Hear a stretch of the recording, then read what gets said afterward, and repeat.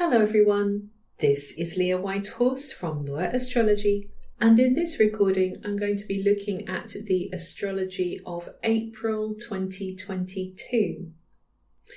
So April gets off to a very dynamic start with a new moon in Aries. This is on April the 1st. So this new moon, any new moon, is always connected to a new start. Aries itself is a sign that is associated with being first, of pushing forwards. It's the first sign of the zodiac. It is associated in the Northern Hemisphere with springtime.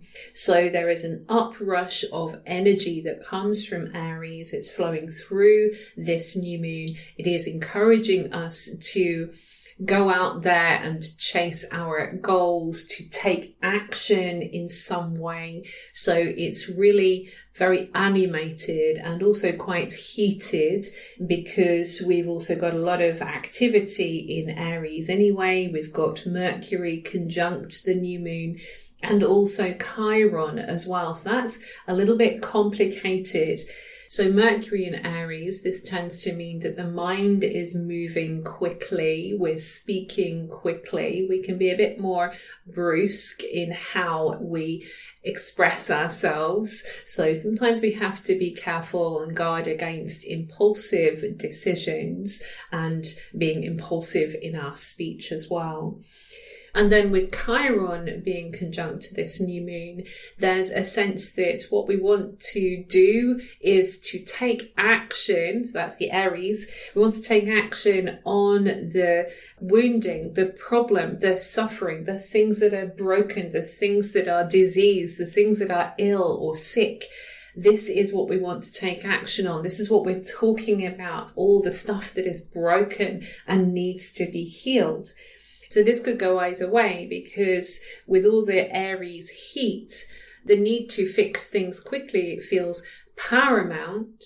And what we could end up doing is kind of sticking a sticking plaster over the wound, over the problem, instead of really clearing it and getting to the bottom of why we've got this problem or why we've got this kind of sickness. We need to make sure that we're not just trying to stick a bandage on it and carry on when something deeper needs to be happening here. Positively, though, we do have the motivation at least to try to make things better, to try to activate this healing energy that comes from Chiron. It is a very complex picture, though, at the beginning of the month because there's a lot of squares starting to happen from all these planets that are currently in Aquarius. They are squaring the nodal axis. So also on the same day as the new moon, we have Juno forming a square to the north and south nodes. And that in itself tells us that there is some kind of tension out there in the world. Of course, we already know this, but with Aquarius, there are problems in society. Juno is associated with the marriage between people or peoples. So we could say that Juno is also about contracts and agreements. So some kind of contracts and agreements that are connected between groups of people are now kind of critical. We're at a critical turning point as far as our spiritual evolution is concerned. And right on the back of that, we're going to get Mars conjunct Saturn. So Mars conjunct Saturn actually happens on the 5th of April. And again, both of these are going to be square to the nodes. Now, Mars conjunct Saturn is an interesting one. It could possibly bring a halt to action, a halt maybe to fighting, a halt to our goals. It's some kind of stumbling block, or it's a moment when we consider our strategy. How are we going to accomplish what we've set out to do? But we've got to really think hard about this, again, because it is square to the nodal axis. Any squares to the nodal axis are associated with some kind of missed step. Something needs to be done to turn that corner, to move things forwards. There's also a very strong element of needing to slow down. So I already mentioned with the new moon in Aries, there's that impetus to get things done fast. But Mars, the ruler of Aries, Mars is the one who wants to move quickly. Saturn is old father time, so he is slower. He literally moves slower than Mars anyway. So we've got this real sense of the need to slow down so that we can sort out these so-called marriage problems with Juno. So we need to slow down. We need to really look at what we're doing and where we're going, what we are trying to accomplish here. Because again, with the focus being on Aquarius, this is all about laying the foundations for the future. So what kind of future are we creating, both collectively and also personally? So we have Mars conjunct Saturn on the 5th of April, as I say, and Mars then forming the square to the north and south nodes. Also on the 5th of April, we have Venus exiting Aquarius and moving into Pisces. Now, this energy, this transit, does raise the frequency somewhat because Venus is exalted in Pisces. In other words, she works really well in this sign. The reason is because Venus, of course, is associated with love and harmony, the heart, with relationships, the things that we value. And Pisces is all about unconditional love. It's very soulful and spiritual, and it speaks of peace and unity and togetherness. So the blend works really well.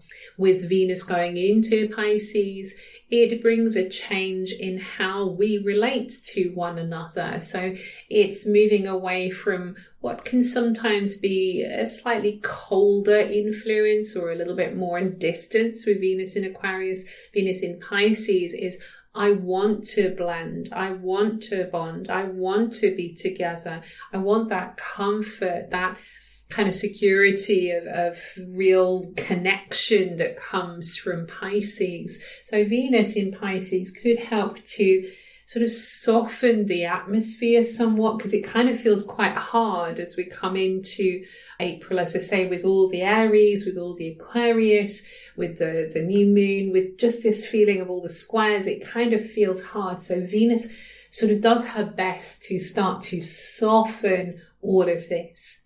Now, on the 8th of April, Jupiter makes an important connection to the North Node, but in this case, it's a sextile. So now we've got this kind of mitigating factor going on. We've still got the squares from Mars and Saturn in place, but Jupiter now is giving us an opportunity of some kind. The sextile is an opportunity. So it's inviting us to have a greater understanding, that's Jupiter, the greater understanding of our spiritual connection to one another in Pisces. It could also be something of benefit that's helping to move us forwards in some way. So we've got something here that's trying to, again, soften the influence. Mercury then moves into Taurus on the 11th of April. And that, I think, is going to be very helpful for, once again, slowing down the picture. It slows down the mind. Taurus is a very slow moving sign. It's very focused on kind of just comfortable, and Taurus is a sign that's very much about being in the now. It's not going to worry about tomorrow. So with Mercury moving into Taurus, we get this kind of mental shift. Instead of everything having to happen today, we've got to decide today, we've got to talk about it today. Mercury moving into Taurus says, okay, it's fine. Chat about it another time. Let's just think about where we are right now. It also means that our minds are considering Taurus topics. We're now in the global second house. So we're thinking about our resources. We're thinking about money. We're thinking about our financial picture. We're thinking about what we can use to survive in this world. Maybe we're talking about those things as well. This is also the date that Saturn perfects its square to the nodal axis. So now we have the Lord of Karma squaring the nodes of karma. So I would say that this particular period, as we hit this date, 11th of April, is probably going to be quite important in the grand scheme of things, because as we go through this, we are pushed to really consider our place in things. We're considering what kind of mark we're making on the world. These are kind of Saturn qualities. Again, we're being asked to look at what we're actually accomplishing, what we're building, what structures are in place. Do these structures need to change? These boundaries and borders need to change. Obviously, that's a really hot topic right now. And then we get Jupiter conjunct Neptune on the 12th of April, whilst Saturn, Lord of Karma, is still squaring the nodes of karma. So now we've got a very big picture happening here. So we have the sense that we are having to deal with or realizing the consequences of the past. That's Saturn squaring the South Node in particular. We also have this huge Jupiter, this huge uncertainty with Neptune. And I know that there are some very positive possibilities that can come from Jupiter conjunct Neptune. It could be a very beautiful transit, and certainly we can tap into the beauty of that transit, because Jupiter conjunct Neptune, Jupiter expands upon what it touches. So it expands our compassion. It expands the desire for peace and unity. It expands that sense of cosmic consciousness. It really kind of raises us up. Jupiter is the bigger picture. Jupiter is Zeus, the sky god. So it's kind of really putting us in this position where we see something and feel something greater than ourselves. The negative is that it's like a tidal wave, it's like a huge, huge tidal wave of feelings, of experience. It could also be interpreted as a great sorrow, a great sacrifice, a great surrender. And I'm very conscious as I say those words, how people might receive that. I don't want to be predicting, this is what's going to happen or that's going to happen. I think it's much more important for us to really listen to the overarching stories. I've just written a huge article on my website about this. If you haven't seen it already, I'll put the link below, talking about the situation with Ukraine and the invasion there, and how that fits into the grand scheme of things that particularly that Pluto is trying to do. And I'll be talking about Pluto more in a minute. But like I say, it's more about the lessons that we are learning that I think we really need to pay attention to, because how things manifest are very much based on the choices that people make. And we don't know, always what those choices are going to be. But certainly Jupiter conjunct Neptune, if we take it to the highest possible expression, this really is about increasing an understanding between us as a collective, that we are all connected with one another, and miracles can happen. Miracles can happen.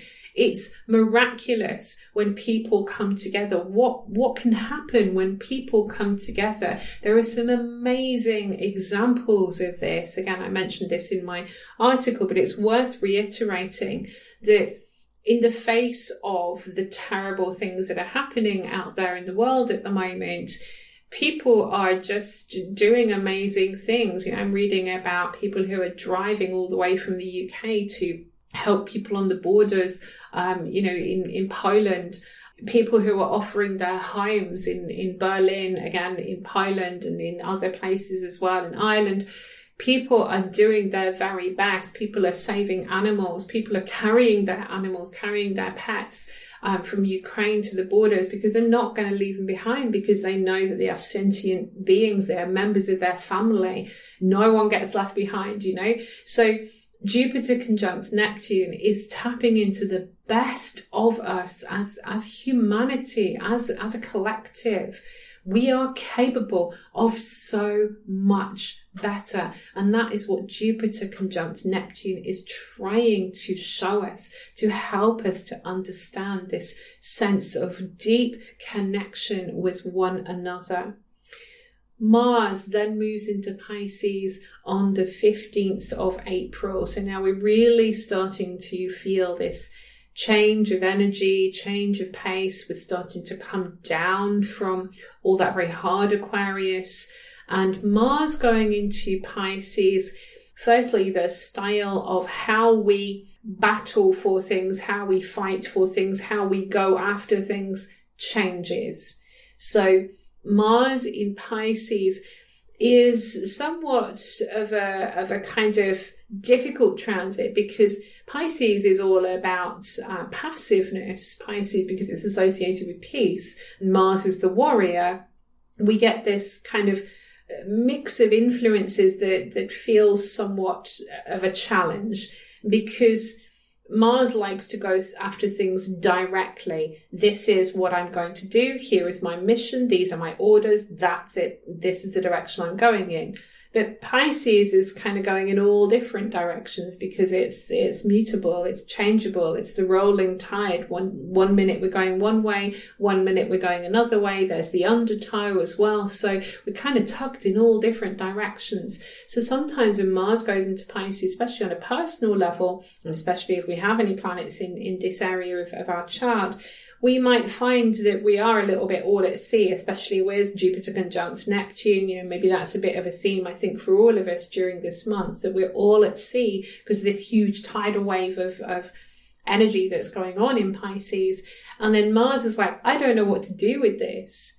Now, traditionally, I kind of think of Mars in Pisces as like the spiritual warrior. So now we are fighting for peace. Now we are kind of doing what needs to be done to protect the lost and forgotten. We are doing what needs to be done to help, because we are knowing that we're connected to one another. So that's the really beautiful aspect of Mars in Pisces. Mars in Pisces acts on intuition, acts on the soul's urgings. So if we listen to our souls, we know what we need to do. That's the crux of it. Sometimes doing is not the thing to do with Mars in Pisces. Sometimes this is about rest. This is about taking time out. I often use the analogy of Mars going into Pisces, or indeed Mars going into the 12th house, if we're having a transit in our natal chart, that this is the time for the warrior to lay down his arms and to rest for a while. It's kind of like the warrior has been on this long journey to get to this monastery or this place of rest, and now is being tended to, their war wounds are being dealt with, and they can just recover from all of the fighting. Because sometimes, we're so busy going after stuff in life, whatever's going on, in our personal lives, we are fighting for our relationship, or to buy a house or a car, or to sort out our finances, or to get another job. And it's all the doing, it's all the goal setting, and that need to be productive all the time. And Mars in Pisces puts us back in touch with the need sometimes to do nothing, to allow ourselves to have some time out, allow ourselves to rest, because we can't keep battling without any rest. So Mars in Pisces also indicates that sometimes we do need to take some time out. And also we could say as well that Mars in Pisces stimulates our desire for a more spiritual connection. It also stimulates our imagination as well. So that can be positive or negative, depends on how we are using our imagination. Sometimes when Mars goes into the global 12th house and into our personal 12th house, we might find that we can be our own worst enemy, particularly if we've lost our sense of meaning, because Pisces is, again, it's connected to spirituality. So if we've lost our sense of meaning, our sense of direction, and we don't really know what we're fighting for anymore, or we don't really know what we're doing anymore, then Mars in Pisces can manifest as almost like attacking the self, because it's not being given anything constructive to do. And when I say constructive to do, like I said before, sometimes we're resting, and that decision to rest, that decision to meditate or to do yoga or whatever it is, that is a constructive decision. It's when we kind of just sit there, just like, I don't know what to do, let time just pass without doing anything, without making a conscious decision. If we're letting the unconscious decide for us, then that is when Mars can become a problem in Pisces, and we kind of get that sense that we're fighting ourselves, that we're fighting some kind of internal conflict, which then saps all our energy. On the 16th of April, there's going to be a full moon, and this full moon will be in the sign Libra. So the moon will be in Libra, the sun's still in Aries. This full moon puts a lot of focus on how we feel, the moon, about our relationships with one another, particularly our one-to-one relationships. So we're looking at our marriage partner, our spouse, our long-term partners. It might even be with our best friends. It might be with our clients, or a patient, doctor kind of relationship, a therapist with their client. So these one-to-one relationships, we're looking at also issues connected with diplomacy, because this is also Libra, the idea of justice, because Libra holds the scales of justice. So all these issues are uppermost in our minds.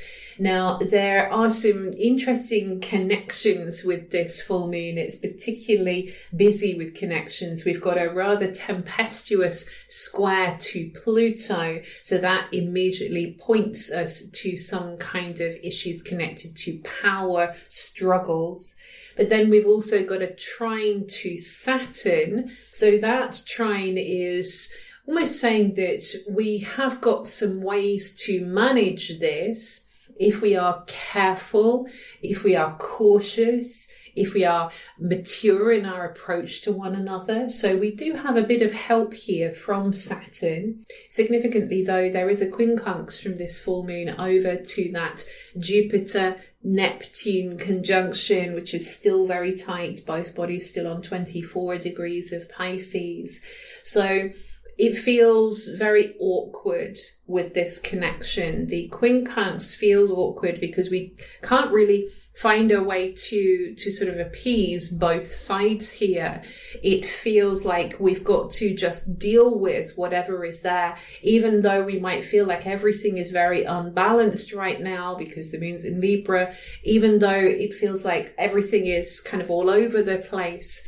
We've still got to just accept that that situation is there, however challenging, and find a way to come back to center as best we can. I think it's also significant that this full moon is opposite to Pallas. So Pallas is also traveling through Aries, very close here to the sun. And Pallas is our problem-solving ability. Pallas is very wise. Pallas is also a great strategist and a mediator, but it's opposite to Pallas. So the moon in Libra wants to smooth everything over. You know, Libra is a very polite sign. It's associated with society. So we've really got this sense of, I want to just keep the peace. But Pallas over in Aries says, I need to take some kind of action. So we're trying to balance all this. And there's also a trine, actually, I've just spotted, to the position of Mars in Pisces. It's an out of sign trine. So we've got all this sort of discombobulation going on between what we do or what we don't do, where we take action, where we wait, where we kind of seek out peaceful means of expression with one another, or where we become more assertive. So there's all these kinds of dynamics that are coming out from this full moon. On the 20th of April, the sun will move into Taurus. I know this very well because it's my birthday. So the sun moves into Taurus. So we move into Taurus season. This should serve to once again slow things down a little bit. The sun in Taurus is going to be in the global second house. So it illuminates all these issues to do with our security, to do with our money, our banking, our investment systems, the stock markets, all those kinds of things. There's a lot of focus that happens around these kinds of matters. And it's also a very practical sign. Taurus is very much about simplicity. And that's the best way to look at things during this time. We need to just try to simplify the picture a little. Now, that's going to be a challenge because Pluto will station retrograde on the 29th of April. So Pluto is a planet that we associate with complexity. Pluto speaks of all the stuff that is beneath the surface. If we think about it ruling the global 8th house of the sign Scorpio. So it's a very complex planet and it deals with things that are hidden. It deals with power and control. It's the planet that's associated with death and regeneration. In Capricorn, there is this long-running story that we are breaking down the structures in our society, the structures that have been built because they aren't working anymore. And we can see this happening out on the world stage. So we know these structures aren't working for us. But it is a struggle to do this deconstruction. It is not comfortable. Now, when Pluto goes backwards and goes into retrograde motion, what tends to happen is that the process becomes internalized. So wherever Pluto is traveling in our own personal charts, we know that that is the area of life that this deconstruction, this physical deconstruction is happening, because those structures, those systems in place, those rules, boundaries, and all the other words that we associate with Capricorn, it isn't working. It's not empowering us in any way. So with Pluto going retrograde, now we have to do the inner work that is involved in this deconstruction process, because it's kind of like we've sort of hit a bit of a wall. So we have to go inwards to break down the inner structures, the inner conditioning that has been built up, that is stopping us from making the changes that are necessary. So Pluto retrograde starts to bring in some of these themes. Obviously, it's more of a background theme. It's a slow moving planet. It's a transpersonal planet, not a personal planet, but still it's very important that the process is happening. Also on April 29, this is the date that Mercury enters Gemini. So Mercury finally moves into its own sign, of feeling much happier in this sign. This is one of the signs that Mercury rules along with Virgo. So when Mercury enters Gemini, typically the mind speeds up again. So that's a bit of an interesting contrast to the sun being in Taurus that's saying, hey, let's just look at the flowers for a while and chill out for a while and simplify everything. The mind starts to pick up and to ask questions, and it wants information, it wants discussions, it wants to make contacts with people. You're dealing with a lot of information coming in. So we've got all of that going on with the impetus to try and slow down. So it's a little bit of a clash of influences that's happening here. But still, like I say, Mercury does work well in Gemini. So it is about getting the right information, being able to discern what is the right information, what is the wrong information, who is the right person to speak to, all those kinds of things as Mercury goes into Gemini. We end the month of April with an eclipse. We have a solar eclipse in Taurus on the 30th of April. So this is the first of the solar eclipses in Taurus since the nodes moved into Taurus, North Node, and Scorpio, South Node. There was a full moon, so a lunar eclipse in Taurus around November last year, but this is the first solar eclipse here. So a solar eclipse, firstly, it just tells us this is still a new moon, so we're still talking about new beginnings of some kind, but they are amplified, they are ramped up by the fact that this is a solar eclipse. And so the new starts that are associated with the new moon are seen as more important because we have an eclipse.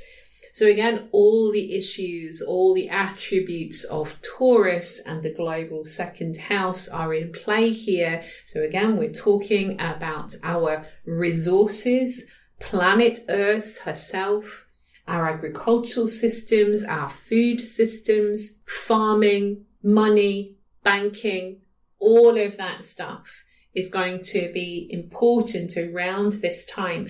And very significantly, the ruler of this lunation, Venus rules Taurus, will also be conjunct Jupiter and also Neptune. So it's conjoining that Jupiter-Neptune conjunction, making this a triple conjunction between Venus, Jupiter, and Neptune.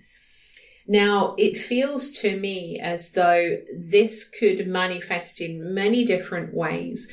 I think that one of the really big things I was thinking about was maybe there is some kind of blessing in disguise. So Venus and Neptune and Jupiter, I mean, this is a really beautiful possibility here. It's like a kiss from the gods, you know, that's the kind of sense I have. But at the same time, you know, sometimes the universe gives us a gift and we don't always see it straight away. We don't see how important it is. And I think that's what's kind of going on here, because with a solar eclipse, the light goes out, the sun goes out. We are plunged into a shadow. We're plunged into nighttime, into the unknown. And we've already got a lot of the unknown quantity anyway with all the Pisces stuff. So we're really plunged into the unknown. And there is this feeling, it's almost like in that darkness, we are given this gift and we can't quite see what it is until the light returns. And then we see after a period of time, perhaps, that this was a gift. It was kind of something we weren't really expecting. This solar eclipse is also conjunct Uranus as well. So it has the whole air of surprise around it, but it could also be very unpredictable. And that is the nature of eclipses as well. Often eclipses can manifest as something that comes out of the blue, or it seems to come out of the blue. There's a sense of just this thing being thrown out of the air towards us, and we don't quite know what to do with it. And so Uranus is making this seem perhaps a little bit unpredictable, unstable, and it could even translate as there is great instability, particularly around stock markets and, you know, financial picture, all that kind of thing. Please don't make any investments or sell things based on what I'm saying, because I am not a financial analyst of any kind. I'm just dealing with the astrology.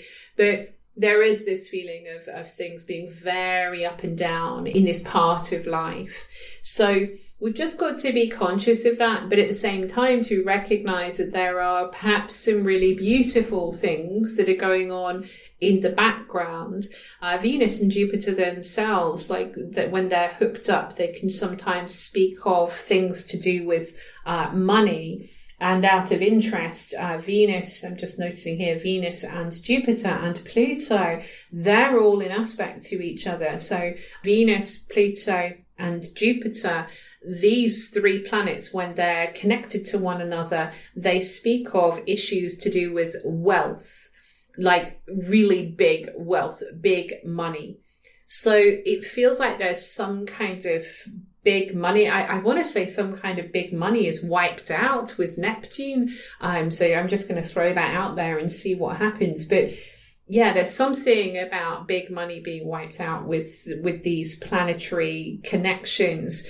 And yet still it leaves me with this feeling that there's something positive to be found in all of this, especially as Pluto, of course, is this regenerative character. Yes, this is the planet that raises things to the ground, but also the planet that will rebuild us, will bring us back like better and stronger. So I think this is going to be a very interesting period of time, and we all need to just watch what is happening in our own lives as well, and really to hold on to what we truly value, our spiritual values, with Venus being in Pisces, remembering that she's very strong here as well, and conjunct Neptune and Jupiter. She's really asking us to lean into our faith. Sometimes the material world can be very unpredictable, but faith is something that is always constant, is always there, it's always something that can support us through difficult times. This concludes my reading for April 2022. If you would like to support my work and hear more from me, then I do have a Patreon account. Do check that out. I will put the link below. I hope that you found this reading helpful, and I wish you many blessings on your path.